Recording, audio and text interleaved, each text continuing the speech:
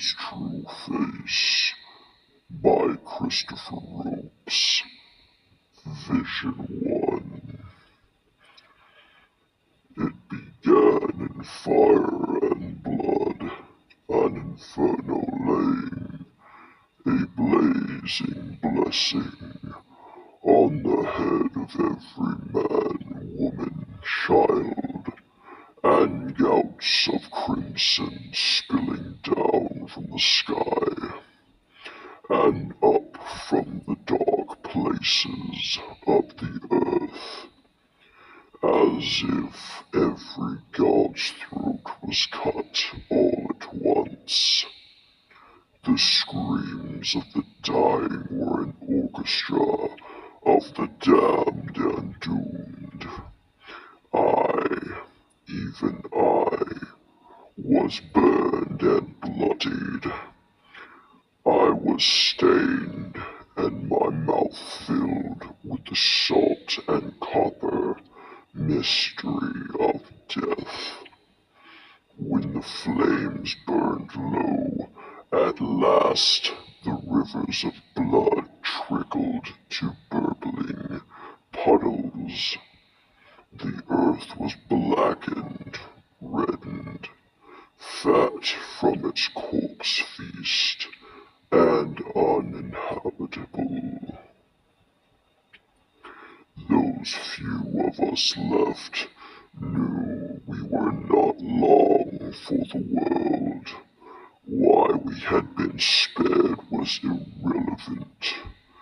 We were going to die by the hand of another or our own, or else we would waste away with starvation, or from whatever new plagues traveled the coattails of the apocalypse. We avoided each other, seeking some satanic enlightenment, and a scrawny safety in solitude. We were like the desert fathers, and oh, we were tempted.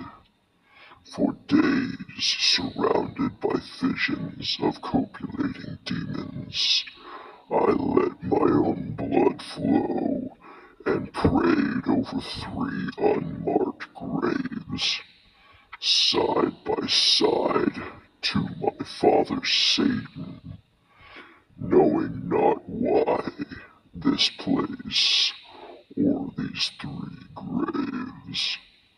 My prayers were prayers of thanksgiving and joy, gratitude for being shown the coming of his kingdom. On the 6th day, the dirt of the graves began to stir, to push out and back, as the blood-saturated earth gave birth to 3 living corpses. The first, on the left, crawled out of the grave and slumped face down at my feet, but it trembled as if vibrations deep underground shook it, ever so slightly. The second, to my right, stood with a hand stretched to the sky, where I saw the stars were maggots, wriggling in distant cosmic rot. The eyes of his second one were uplifted, and I could not see them, but its entire attitude was of a saint in ecstasy. The third stood directly before me, its eyes locked onto mine. I could barely meet those eyes, though I forced myself to, thinking it would not do to avert my eyes from the Lord's gaze. The eyes were full of stars, and the stars were the worms of death. and the works of death. This being held out its hands, cupping in them its own heart, seething with the living barbed wire, and it offered this to me in devotion, recognizing in these three corpses my beloved master. I took the proffered organ. The barbed wire tentacles wrapped around my hands and lashed forth to grip my face.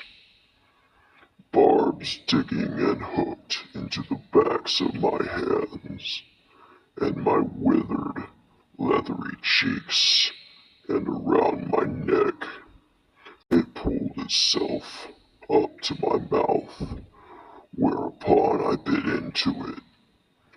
Black, thick blood gushed forth into my mouth and forced itself down my throat with violent life, holy life. The flesh of the heart tore loose between my teeth, wrapped itself around my tongue like a lover's kiss, and slithered down into my belly. Sanctus Satanas, Sanctus, Sanctus, I chanted. I have eaten your body and drank of your blood, but I do not ask to be saved. Instead, let the song of my torments reach the throne of falsehood and slay the lamb, brutalize the shepherd, scatter the flock to the wolves that devour. The central figure spoke, if such could be called speech, in a voice that was sheets of parchment brushing against each other. You are our true son, and with all our sons and daughters you shall know the mercilessness of hell. Your body will be flayed down to the bones, and the bones will be sharpened as weapons to be wielded by demons against the throne of falsehood, to slay the lamb, brutalize the shepherd, scatter the flock to the wolves that devour. But your soul shall be a jewel in Satan's iron crown, and you shall see his kingdom from atop his head, gazing through all his piercing eyes. You can have all this to protect your insignificant existence from looking upon his true face, which not even a man's immortal soul may do, and yet live. Do you accept the bargain? And then I wept.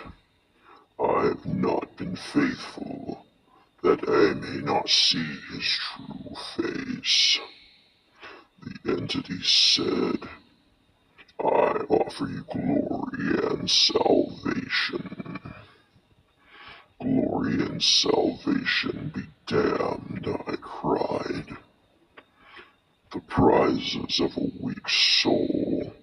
All I have done has been to serve in the hopes of seeing his true face, your true face.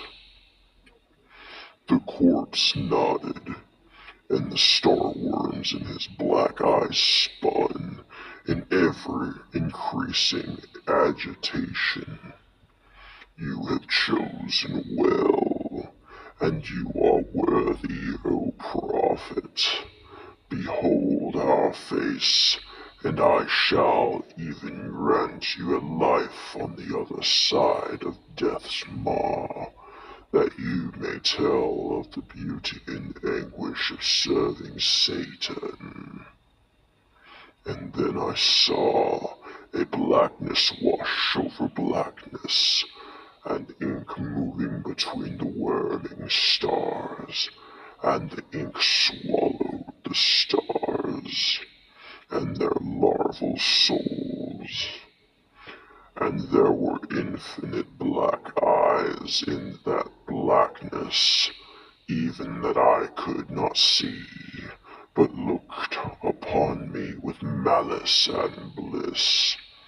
The pictures I normally saw in my head, the words that normally narrated my life, were replaced with slashes from an infinity of razors, the cuts slicing open my mind and my soul. All manner of diabolism seduced me, murder and blasphemy, but I was paralyzed in the rapture, and the life left my body through countless cuts and the disintegration of my spirit under Satan's unveiled gaze. But life, as promised, was returned to me. When I opened my eyes, I was before my altar, the candles burning low, and these words in my book. The vision slipped into the wilderness of my thoughts, where it remains hidden, flirting from tree to tree, like a hungry ghost.